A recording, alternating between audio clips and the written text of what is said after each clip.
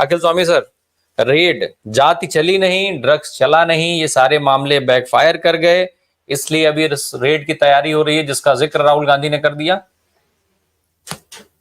देखिए राम प्रकाश जी, आपने एक मोहरे का उल्लेख किया। आपने अनुराग गोली मारो ठाकुर की बात की।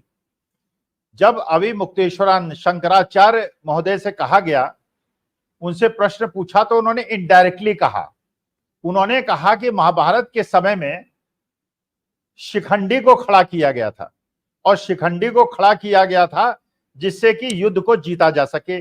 जब उनसे पूछा गया ये शिखंडी किसको कह रहा है, उन्होंने कहा मैं नहीं बताऊंगा, वो आप समझिए और आप समझदार हैं, आप समझ जाएंगे। तो आप जान रहे हैं कि इस समय महाभारत के बहुत सारे पात्र हमने जो पढ़े थे आज देखने को मिल रहे हैं।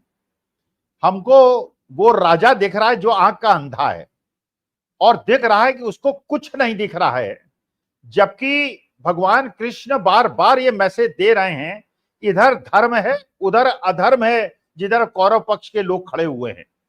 अब वो कंगना रनौत जी ने भी 2 स्टेटमेंट दे दीजिए, क्योंकि वो कैसे अनुराग गोली सिंह मारो ठाकुर को आगे बढ़ने देती, वो कैसे स्मृति ईरानी का उन्हें विकल्प बनने देती, तो उन्होंने भी 2 स्टेटमेंट दे मारे। पहले उन्होंने कहा कि साहब राहुल गांधी का डोप टेस्ट कराया जाए। अरे आप अपने ट्वीट पढ़ लीजिए, सांसद महोदया जो आप मंडी से सांसद चुनी गई हैं, तो आप चुन लीजिए कि आपने अपने पुराने ट्वीट्स पे और अपनी हिस्ट्री में क्या बताया है कि आप ये सब ड्रग्स लिया करती थी कि नहीं लिया करती थी। नहीं लिया करती थी तो बहुत अच्छी बात है, लिया करती थी कोई बात नहीं, आप लेती थी आपने छोड़ दिया। नहीं, उनका स्वीकारनामा हमारे पास है। हमने कल के अपने चर्चा में जो स्वीकारनामा दिखाया भी था। मैं कहूंगा कि अगर चर्चा वो स्वीकारनामा कल वाला पढ़ा हो कहीं तो आज फिर चलाइएगा, जिसमें ये कहा गया था कि जिसमें वो खुद ये कह रही थी कि किस तरीके से वो ड्रग्स लेती थी और कैसे वो लोगों के बीच में रही जहां से मौत ही उनको निकाल करके ला सकती थी, इत्यादि इत्यादि। जी अखिल सर। तो अब ये तो अब कब तक वो लेती थी, 4 महीने पहले तक लेती थी, मंडी में उन्होंने लिया, आगे ले रही हैं कि नहीं ले रही हैं ये बात नहीं पता। अच्छा, एक और है जो सोशल मीडिया की खबर है और ये बड़ी प्रचलित खबर है कि एक इंटरनेशनल गैंगस्टर और जिसके धर्म के खिलाफ ये लोग आग उगलते रहते हैं। तो सोशल मीडिया कहता है, सूत्र अपुष्ट है, मैं इसकी पुष्टि नहीं कर रहा हूं, लेकिन सोशल मीडिया ये कहता है और ये कई साल से बात चली आ रही है कि एक उस धर्म जिसको आप गाली देते हैं उसका एक इंटरनेशनल गैंगस्टर के साथ आपके संबंध थे। माता के साथ भी उन्होंने अपने जो संवाद हुआ है उसका संदर्भ लिया है शायद। अब वो हो सकता है नकार दें, मना कर दें, या कहा ये नहीं कहा मुझे नहीं पता, लेकिन जो सोशल मीडिया पे घूमता है वो मैं बता रहा हूं। उन्मुक्त जीवन के बारे में एक तरफ तो आप जो राम सेना है वो लोगों को, हनुमान सेना और बजरंग सेना वो पार्क में बैठे लोगों को पीटती है, और आपकी सांसद महोदय का स्वच्छंद जीवन में और बच्चे बच्चियों को।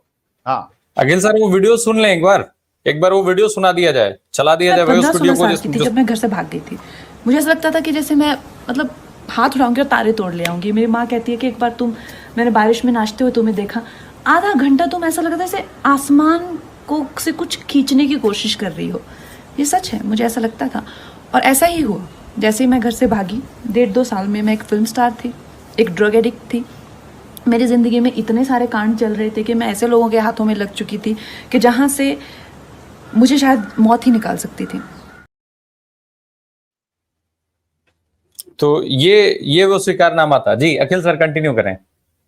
भाई राम प्रकाश जी, मैं युवा लोगों से जो आपका कार्यक्रम देख रहे हैं और बुजुर्ग लोग जो हैं जो आपका कार्यक्रम देख रहे हैं, इसमें एक वो जरूर लगा दें डिस्क्लेमर कि कृपा करके कंगना रनौत, जिसको मंडी की प्रबुद्ध जनता ने सांसद चुना है, कृपा करके इनके को अपना आदर्श मान के वो न करें जो कंगना रनौत ने किया है।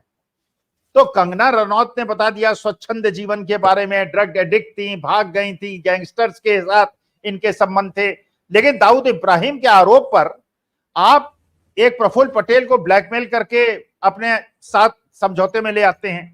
नवाब मलिक को आप जेल के अंदर रख देते हैं क्योंकि एक इंटरनेशनल गैंगस्टर जो एक धर्म जिससे आप घृणा करते हैं उसका सदस्य था, और दूसरे इंटरनेशनल गैंगस्टर जो उसी धर्म का सदस्य है उससे संबंध बनाने की बात महोदया खुद स्वीकार करती हैं। अच्छा, आप संबित पात्रा कैसे पीछे रह जाते? अब उन्होंने कहा कि अनुराग गोली मारो ठाकुर ने ये कहा और कंगना रनौत ने ये कहा, तो उन्होंने कहा देखिए ये जो है अपना टी शर्ट पहन के घूमते रहते हैं। अरे आप एक आदमी जो महात्मा गांधी बेचारे एक धोती में घुमा करते थे, आपको 5 ड्रेस दिन में बदलने वालों से कोई परेशानी नहीं है, आपको उस आदमी से कोई परेशानी नहीं जो 7.5 कैरेट का हीरा किसी देश के राष्ट्रपति की पत्नी को भेंट करता है, जब हिंदुस्तान की जनता भूखी मर रही है, जब मणिपुर में जाने को आपको फुर्सत नहीं मिलती है, आसाम के अंदर बाढ़ आ जाती है आपको फुर्सत नहीं मिलती है। राहुल गांधी कम से कम अपनी वायनाड की कॉन्स्टिट्यूएंसी में जाके वहां लोगों के आंसू तो पहुंच रहा है, आपको वायनाड जाने की फुर्सत नहीं मिलती, जैसे केरला भी देश का वासी नहीं है। अब पेंगोंग ब्रिज के वहां पे लेक के ऊपर चीन जो है ब्रिज बना रहा है, सैटेलाइट पिक्चर्स आ रही है कि उन्होंने वो ब्रिज बना लिया है, वहां के मेंबर ऑफ पार्लियामेंट प्रोटेस्ट कर रहे हैं, वहां पे जो सोनम वांगचुक है वो भूख हड़ताल में बैठे हुए हैं कि चीन घुसा चला आ रहा है, और यहाँ पे जो है संसद हमारा जो है चू रहा है। आप ये बताइए राम प्रकाश जी, आपने मुगलों और अंग्रेजों के जमाने की इमारतें बनी हुई देखी हैं? ऐसे गुजरात के उस समय कॉन्ट्रैक्टर थे कि नहीं थे मुझे नहीं पता, आज तक कोई मुगलों और अंग्रेजों की जमाने के वो नहीं छुए। आज जो है 1200 करोड़ का संसद भवन छूने लगा, रोज कोई पुल गिर जाता है, जिस दिन पुल नहीं गिरता उस दिन मैं भगवान को जाके मिठाई चढ़ाता हूं, उनसे प्रणाम करता हूं, उनको धन्यवाद कहता हूं। यहाँ रोज सड़कें धंस रही हैं, रोज जो है पेपर लीक हो रहे हैं, रोज आतंकवादी घटनाएं हो रही हैं, और वो एक महाराज हैं, वो रेलवे मिनिस्टर हैं, वो इस तरह से भड़क रहे हैं। एक चुनाव जीते नहीं अपने जीवन में, पेंशन लेते होंगे 1.5-2 लाख की, जब वो आईएएस थे उसके बाद 2 बार राज्यसभा के मेंबर बन गए, वहां की पेंशन लेते होंगे। जो आदमी 3-4 लाख रुपए महीने लेता है और जो वहां पे नाटक करता है रेल दुर्घटना के बाद, वो ऐसे विपक्षी दलों के ऊपर भड़क रहा है जैसे कि किसी ने लाल कपड़ा दिखा दिया हो।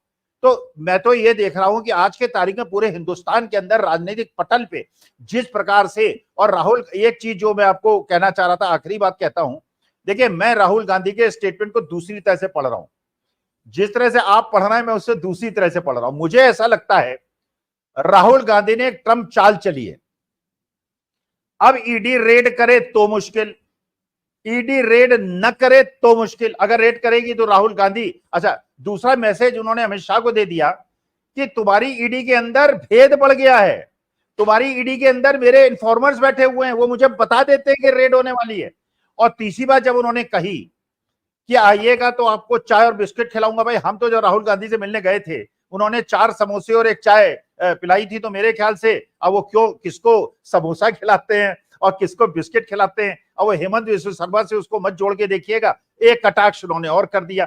तो वास्तविकता ये है कि जो राहुल गांधी ने कहा है ये एक प्रकार का मैसेज है कि अगर आप आएंगे आपको चाय मिलेगी, आपको खाने को मिलेगा, लेकिन आपको इसके अलावा कुछ नहीं मिलेगा, क्योंकि पिछले 10 साल के अंदर आपने कांग्रेस पार्टी को, इंडिया गठबंधन को, देश की जनता को भिखमंगा बनाने के लिए, उनके सारे धन स्रोतों को लूट लेने के लिए जो भी सरकार कर सकती है सरकार ने किया है। तो राहुल गांधी ने एक तरह से गरीबों के मसीहा बन के, और इंडिया अलायंस पे आप देखिए राघव चड्ढा जिस तरह से बात कर रहे हैं, राहुल गांधी के फेवर में उन्होंने बात की है। आज के तारीख में अपोजिशन जितना ज्यादा यूनाइटेड है, इनकी हवाइयां उड़ी हुई हैं, और ईडी की अगर हिम्मत है तो राहुल गांधी क्या रेड कर ले, 5 दिन के अंदर हिंदुस्तान के अंदर इनके 10-15% वोट कम हो जाएंगे। महाराष्ट्र का जो सर्वे आ रहा है उसके अंदर जो इनकी महायुति है, इनको 50 सीटें नहीं मिलने वाली। इतना सुबड़ा साफ होगा कि भारतीय जनता पार्टी के साथ रहना, विपक्षी जो इनके सहयोगी हैं आज के तारीख में, जिस दिन महाराष्ट्र का और हरियाणा का रिजल्ट आएगा, इनका साथ छोड़ के भाग जाएंगे, सरकार गिर जाएगी। जी।